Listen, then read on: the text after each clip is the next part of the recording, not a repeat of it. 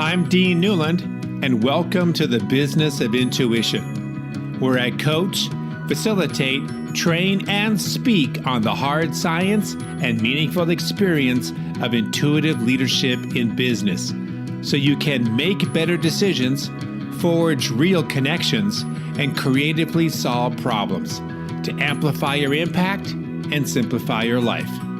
Welcome to the Business of Intuition. Now that darker economic days are on the horizon, the pendulum of power is swinging away from the employee back to the employer. While we may have fewer people quitting and more people applying for jobs, we still need to find motivated, skilled, and experienced people to fill our open positions. My next guest on the Business of Intuition has created a customizable and scalable process for discovering what she calls the 5-star employee. These superpower employees boost departments' productivity, become the example of the company's values, and lead teams to higher revenue and reduced waste. And while her process draws on science, clear job descriptions, and a ranking system, there's still plenty of room and respect for what would be called that intuitive voice that says if a person is a good fit or not. Danielle Mulvey is a former flight attendant turned entrepreneur who has cracked the code on recruiting, hiring, and retaining that 5-star employee. Never one to settle for average, Danielle has scaled several companies to over $50 million in annual revenue while spending less than 10 hours each week overseeing their operations. Danielle's own team of trusted 5-star employees provides her with the freedom to spend the rest of her time guiding other entrepreneurs through podcasting, workshops, and community curating. In addition to running her companies and assisting other entrepreneurs, Danielle is chief curator of the All-In Company community, which strategically advises other entrepreneurs on attracting and hiring 5-star employees. She has been developing, testing, and sharing these ideas for more than 10 years now, with a staggering 90% success rate. Danielle Mulvey on the Business of Intuition. All right, so Danielle, it's so great to have you on the show. I wanted to start off with a question I'm sure you were asked all the time. As I understand, talking to CEOs, and you read up about this all the time, that most CEOs right now are predicting that we are, or we will soon be, in a recession, which means that the labor market is going to be strained. We've been coming out of what's called the Great Resignation, where a lot of people are jumping ship. Maybe now people are going to be staying put a little bit longer. Who knows? We're still seeing some after growth or after effects of COVID, where not everybody has a policy about return to work. Some people are keeping their employees, at home with their Zoom calls. Some of them have said, "Nope, you're all coming back." It seems to be all over the place on this. And so in an environment where labor is still the big issue, you have a perspective that it's possible to find what you call a 5-star employee. The naysayer would say is, Danielle, I want a 5-star employee, but how do I when there doesn't seem to be enough 2-star employees? Yeah, exactly. Well, a 5-star employee, let's define that first. Okay, please do. We define a 5-star employee as the top 15% of available talent for the given role at the given market rate. So statistically, that would mean that 1 out of 7 candidates is a potential 5-star employee. So it kind of becomes a numbers game when you talk about, how can I find people? So if you're only interviewing 3 people, then your chances of having a 5-star candidate are slim to none. If you want to have 3 potential 5-star candidates in your applicant pool, then you need to have at least 21 applicants to have 3, that 1 out of 7. And so it really is about casting a wide net. I find that most businesses just post an ad on Indeed and sit back and wait. Maybe if they want to put a little coin behind it, they opt in to get Indeed to find resumes for them, and then they reach out. And what I find is paying Indeed to get resumes typically doesn't turn out very well. You're better off just casting a wide net, attracting as many candidates as possible, and really getting out of the box with your recruitment strategies. But I will say, definitely post on the job boards, but make sure that your posting stands out. Again, I find that most businesses are thinking they're really slick and they have this hack where they, find a couple of their competitors, let's say position for a bookkeeper, and they hack together and copy and paste from 3 different other companies' job description. And what you end up with is a generic, boring, that's not going to attract the 5-star candidate. That's going to attract someone who's like, oh, looks like I can just hit easy apply. And this is just pretty basic. They won't ask me any questions. I got this job.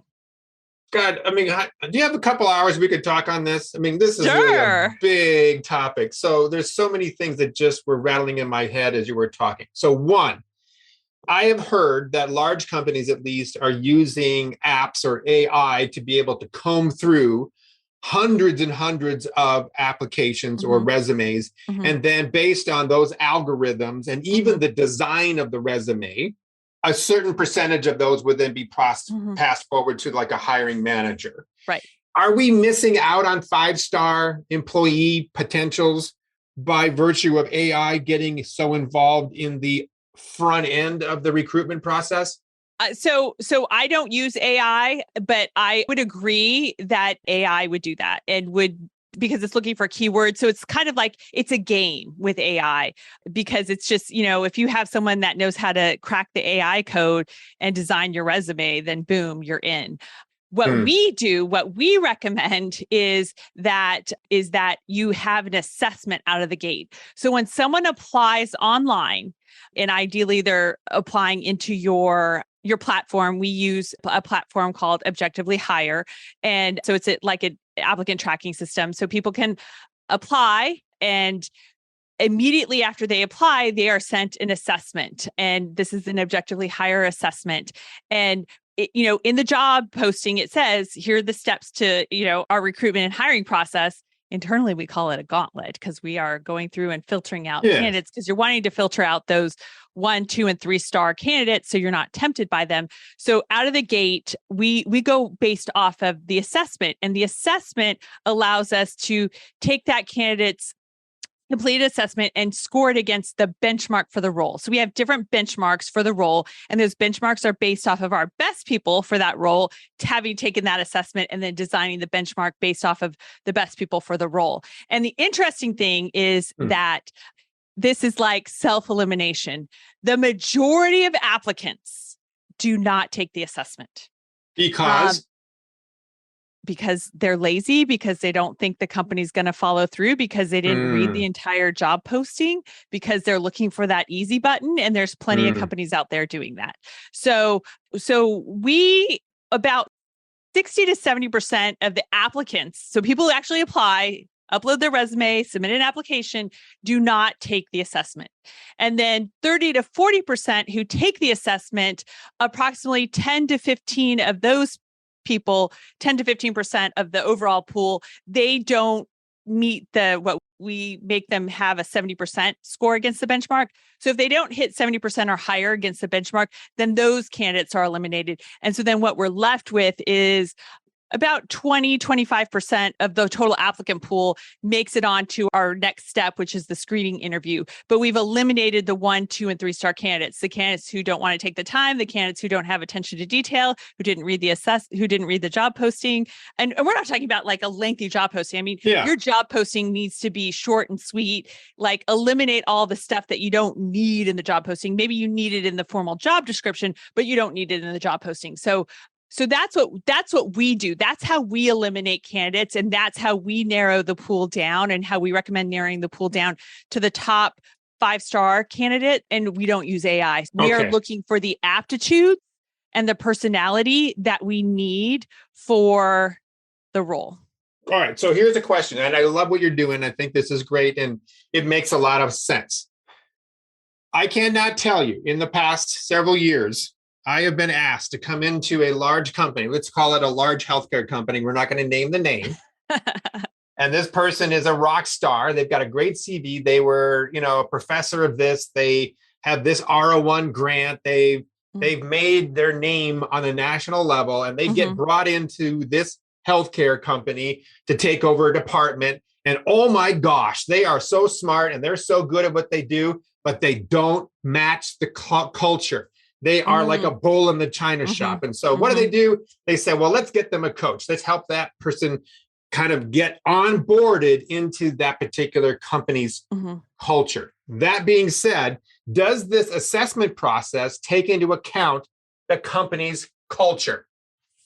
So the assessment does not take into account the company's culture, but I'll keep going back to the job posting, because the job posting is really important in terms of attracting the 5-star candidate and ideally repelling the 1, 2, and 3-star candidates. So you absolutely need to have the core values of like the owner of the company, the true core values, not the aspirational values, but the true core values in the job posting. And then now we're going to shift to the 5-star employee rating system, because cultural fit is so, so important. And the first star in the 5-star employee rating system is alignment of core values. Your core value, people always say, oh, if I could just clone myself. Well, you can. You can clone yourself by hiring people that align with your true core values. And so that is really important out of the gate. And if people don't align with your core values, it won't last in the long term. I mean, think about relationships that you've had. Think about ex-boyfriends, girlfriends, romantic relationships, friendships that you've had. And when those friendships finally go kaput, really, what was it that you finally were just like, yeah, I just can't do this anymore. And you can't do it anymore because you're just on different planes when it comes to core values, and there's no alignment there. So absolutely the foundation of any business, and you can't force this, like this is why it's the first star in the 5-star employee rating system, is that alignment with core values is so, you're saying so the important. Assessment process, if I could jump in, is where that gets identified. Or does it happen in the screening interview? It happens in the rest of the gauntlet after the assessment. Yeah. So. Yeah, I once had like a long, long time ago. This was like really, really sort of kind of like, I don't know, a caveman way of doing what you just said. So there was a company that we worked with many years ago up in Seattle. They were looking for a national sales manager. And so they brought in a few people, and then, the last 2 people were the ones that they were going to try to figure out. All this stuff fit, but now it was about culture. So they had to figure out how to figure out whether it was a good culture fit. So they went out and they had cocktail hour.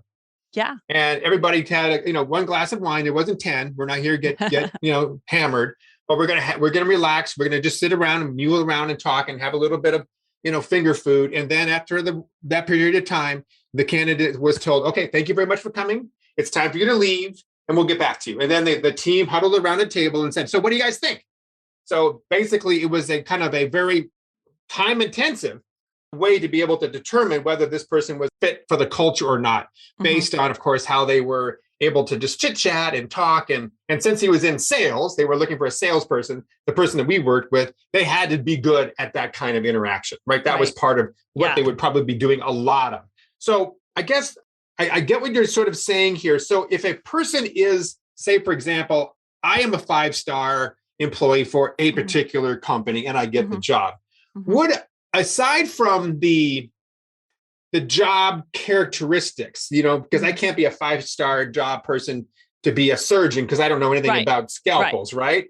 But within a particular job setting, I will always be that 5-star rating, or could I be a 2-star for doing the same thing somewhere else just because maybe some other factors were not a fit? Like maybe it was location, maybe it was your policies around COVID, maybe it was your like if you don't work-life balance, Yeah, exactly. So if you don't respect your boss, and let's just say you're a bookkeeper. I mean, bookkeeping is pretty much the same job no matter where you're working. Yeah. Same skills, it's pretty basic. But if you're working for an accounting firm that you don't have respect for the boss, and you don't have respect for your colleagues, and you're a person of high integrity, and they're maybe not as organization of such high integrity as you're going to show up, but you're going to be, what we're hearing right now, a quiet quitter. You're going to show up, you're going to collect a paycheck, but you're not going to love it. And everyone should be doing something that they love. And when you're working with like-minded people who have the same core values, I mean, that's where the magic happens. And so it's so, so important. And, you talk about like spending time with candidates and such. So we advise, you don't call it this, but you have a very lengthy process, but you want to get people through your hiring and recruitment process pretty quickly, but you still want to invest time in it because, we recommend things like you mentioned, going to dinner, getting out of the office, meeting them in more of a casual social setting. If it's a high level person, having dinner with that individual spouse as well. We recommend having job shadow days where someone comes in and experiences 4 hours, 5 hours, 6 hours, a day in the life or 2 days in the life. And because investing that much time and pay for shadow days and investing a little time there is so much better than and making sure that it's a true fit for both the employer and the employee than hiring someone and then realizing a couple weeks into it, or maybe the employee realizing the new hire a couple weeks into it that like, hey, I don't really want to do this. And, now they're like, okay, their resume is still out in circulation. So they're still interviewing and such. And maybe they find a job 3 months later. So you brought someone on, you paid them for 3 months and then they're gone because it wasn't really a fit. So it really is important to spend the time, but you can do it quickly, but to spend that time and make sure that that's not a miss. Because the other interesting thing, I was having coffee with someone this morning talking about it, is that the weird thing is that when someone throws their hat into the ring for a job, they want the job. No one wants to be rejected. So, as a hiring manager, you have to really kind of be the leader, set the bar, decide that you're not going to settle and not be fooled by someone who's going to just say whatever you want to hear so that they get the job. Because again, even if they don't really want the job, even if the job's not necessarily like the perfect fit, they're going to really try to get the job because they don't want to be rejected, ironically. Overall, Danielle, do you think that people are wanting to work or are wanting to work less? I mean, what's the tone out there right now? I mean, we're coming off of a pretty tough COVID situation. There's some, as I said, there's some inklings of a downward turn to the economy. We've got today is the day of the midterm elections. There's a lot of uncertainty. One could say that we're all sort of tired. I was out in Europe for 3 weeks and I saw more Americans running around Switzerland than I could ever imagine because people had been so pent up, wanting to get out of the cabin fever was so bad. Like as soon as we were able, boom, everybody got their passports and headed out of the country. So I guess my question is, do you feel like there is this unfair, unscientific question, but is there still the desire for work?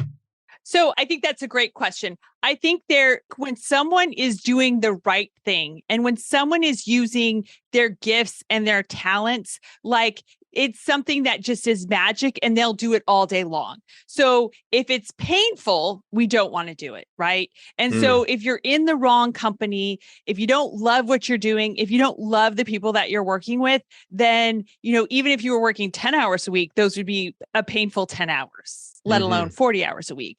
But, there's interesting research out there that a couple of things. Number one, that most people are not productive. Like 99% of people are not productive in an office environment for an 8-hour shift. 8 hours, a full 8 hours, right? Most people's productivity taps out at about 3.5 to 4 hours. Okay. So, most of the time, then people are kind of like wasting time. And so if you have inefficient office, if you're constantly being pulled in different directions and you're constantly having to check emails and you're not really able to get into, what some people call flow and getting into like the groove and really just diving in and doing like you're working in your zone of genius, then that gets tiring, that gets exhausting. And I think COVID and us kind of being at home and having time to like be slow, have nothing to do, reflect on life caused us to say, hey, wait a minute, like I'm running around, I'm spending all this time and I'm not getting that much done.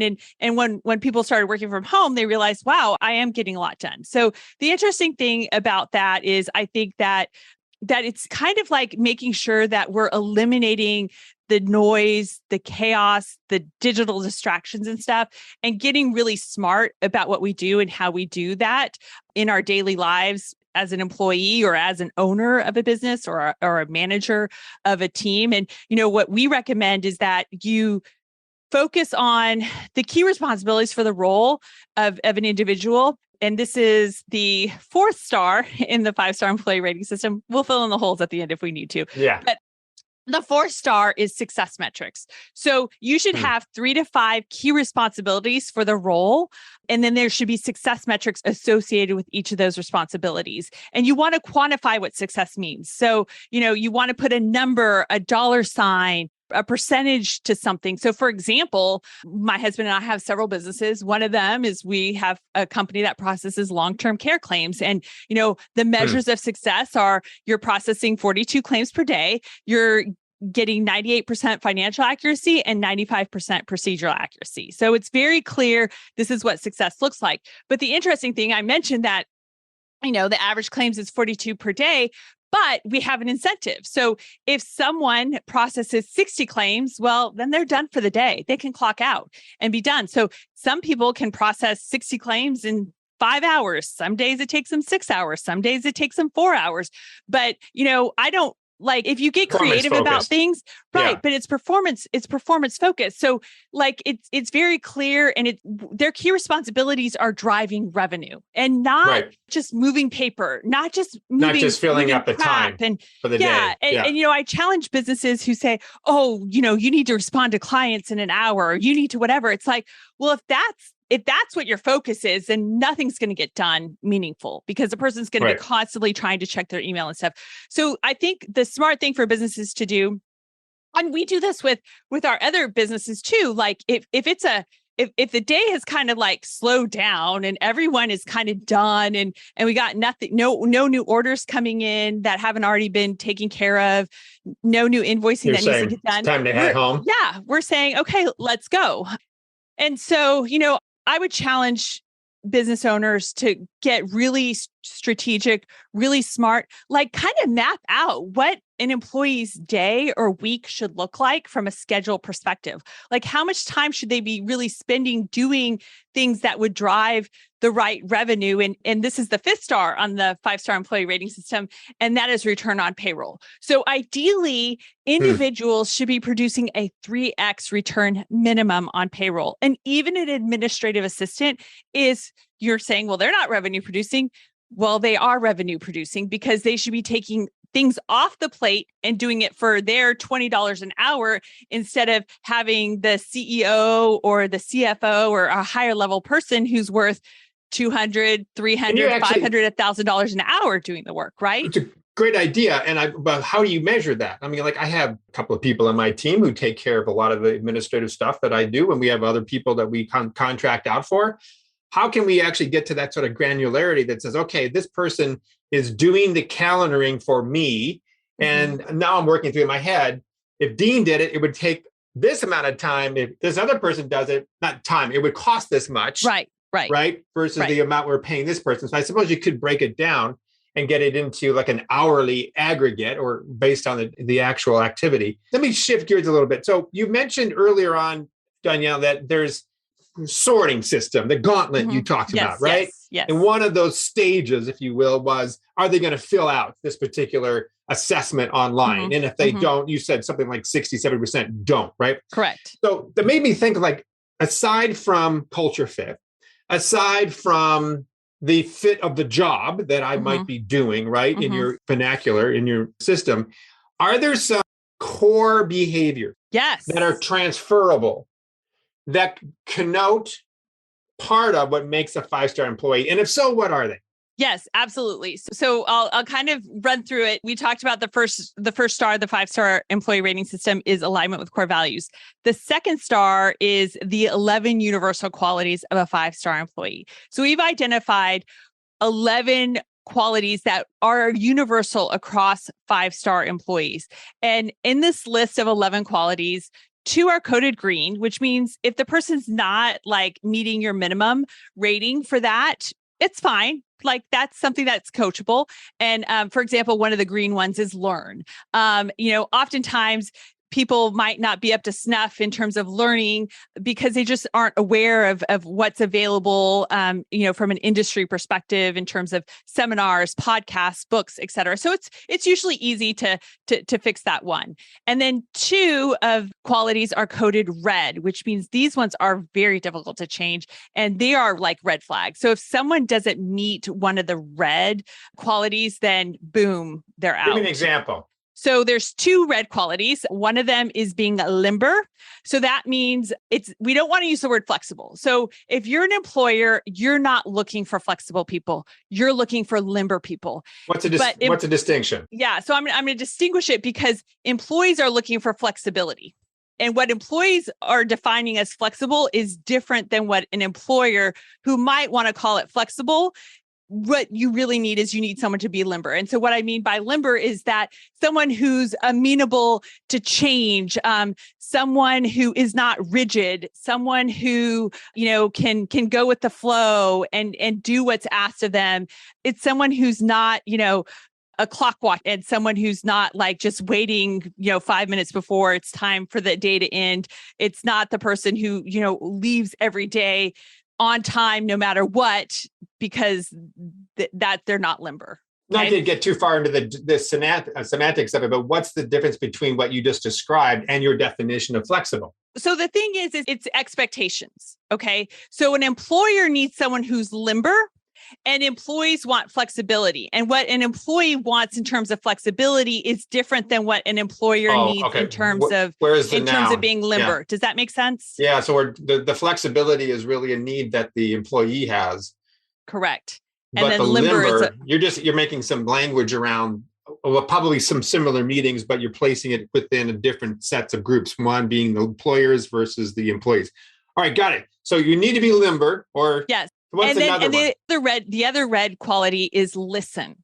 So you want employees who are active listeners, someone who's listening with all of their senses and not just their ears. Like they're seeing what's going on. They're observing things. They're taking it all in and really understanding and processing things. And, I have an example of, I was interviewing a candidate back in March, and we were like only 3 minutes into the interview and she wasn't answering the questions. And I'm like, what's going on here? And so I kind of, went a little bit slower, very, very specific about the question. And 5.5 minutes later into the interview, she's still not answering the questions. And I'm just like, you know what? I'm sorry. I don't think this is going to be a fit. She wasn't listening. She was just having what was going on in her mind. And, let's be honest, like that never works in most business settings when it comes to a successful employee.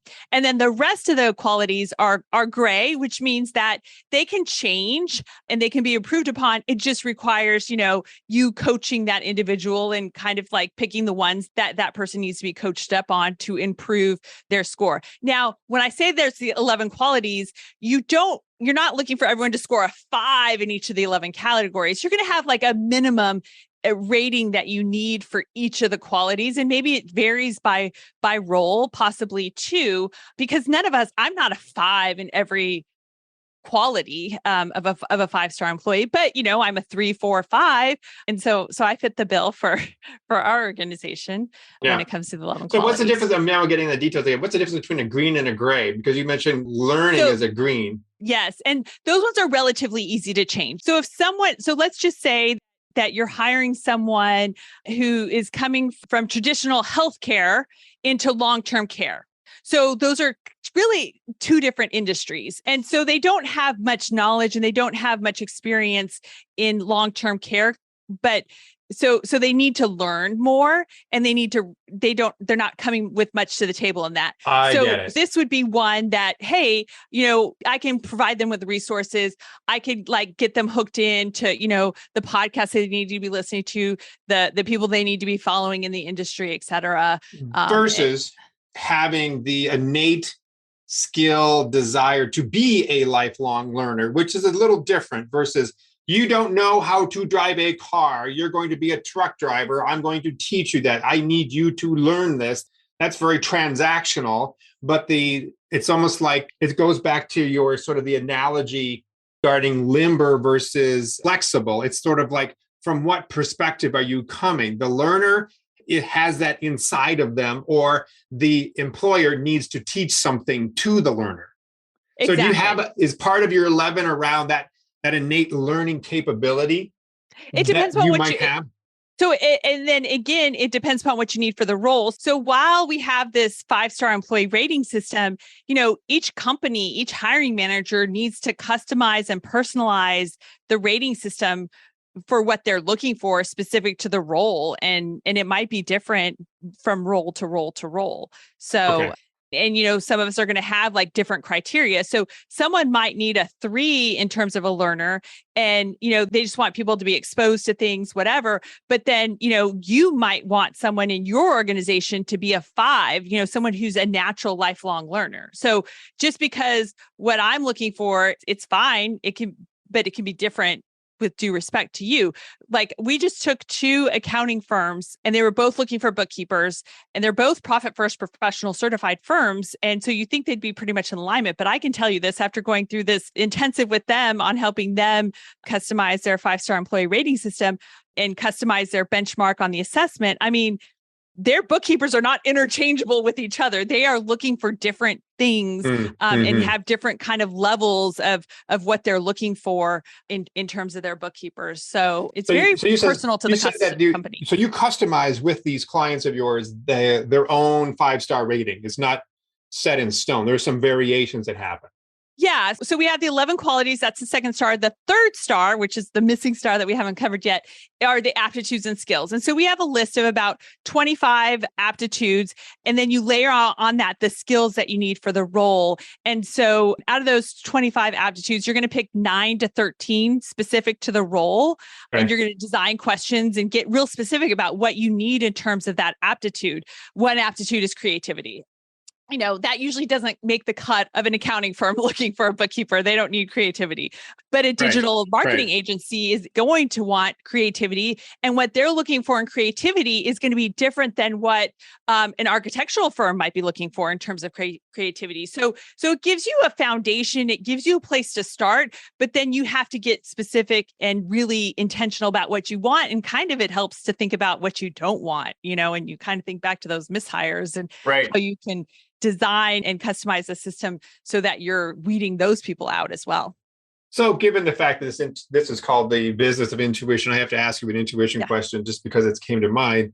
So you really have taken and put a sort of a scientific approach to being able to find and recruit the right people to get to these 5-star employees, which to me sounds fantastic. It's very well thought out, very methodical, and yet there's some flexibility, or there's some limberness in the way you've been able to do this. At some point, when you're sitting down with a person and they've gone up to that point,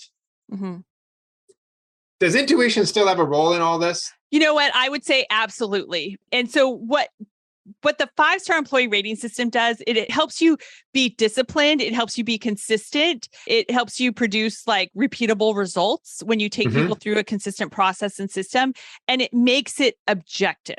Okay. It makes your process objective, but intuition definitely still comes into play. And what's important is I would say that you still need to listen to your intuition, because the funny thing is that we as hiring managers, we tend to want to see the best in people. And that's why we've made hiring mistakes in the past, because we want to believe what someone says. But there's been times too where, we want to believe them, but our intuition is telling us, something's just not right. They're saying it, but I don't know that I believe it. So by testing their skills on it, in the aptitudes and skills section, like you're proving your intuition. And so I would say yes, your intuition is important and your intuition is usually spot on, but you can validate it too, And the point is that you never want to settle. So I think that, we tend to go against our intuition sometimes. And I think we kind of chatted about this earlier in the pre-show that people just want to like hire the first body that comes in, or, they just want to fill the spot. And so tend to get desperate. We tend to think, well, it'll work out. It'll be fine. And to me, we'll deal with it later. That's when we discount our intuition too much, So intuition definitely plays a role in this. And all I would say is that use your intuition and remind yourself, never settle when it comes to recruiting and hiring. Like that, the 5-star candidate is out there. It might take you 20 applicants. It might take you 50 applicants, but you can effectively and automatically weed them out by having, an assessment on the front end to weed out the 60 to 70%. So you're more efficient with your time. That's a great way to kind of cap this off. I love it. So how can people connect with you and learn more about what you're about? So I know I was a little bit disjointed, hopping all over the place with the 5-star employee rating system, but I have a guide which has all the 11 qualities listed out for you on how to hire employees using the 5-star employee rating system. And you can get that by texting never settle as one word, never settle to 411-321. So that's text never settle to 411-321, and you will have that guide that breaks down each of the 5 stars in the 5-star employee rating system, including all of those 11 qualities. Again, that's never settle, 411-3211. 321. Oh, sorry, 321. Yeah, 411-321. Okay, got it. That makes it. There you go. Good. Well, Danielle, fantastic. Good work. I just think that, we spend a lot of time worrying about our people. It's our biggest expense. We do overall, I think, a panic job on firing and hiring people because we are anxious to fill a job. And, we also have employees right now that are saying, I'm doing the work of 2, please get somebody else to help me. And so there's that pressure to maybe jump too quickly into a person who's a warm body, who has, a pulse and is standing up straight. But I think you've added a great system to be able to help us be quick, but be thorough and be objective before we get to some of those intuitive interactions that say, yes, this is the right one. So thank you so much for your time. This has been great. Thanks. Thank you for listening to The Business of Intuition. If you enjoyed the show, please subscribe, rate, and review on Apple Podcasts, Google, Spotify, or wherever you get your podcasts.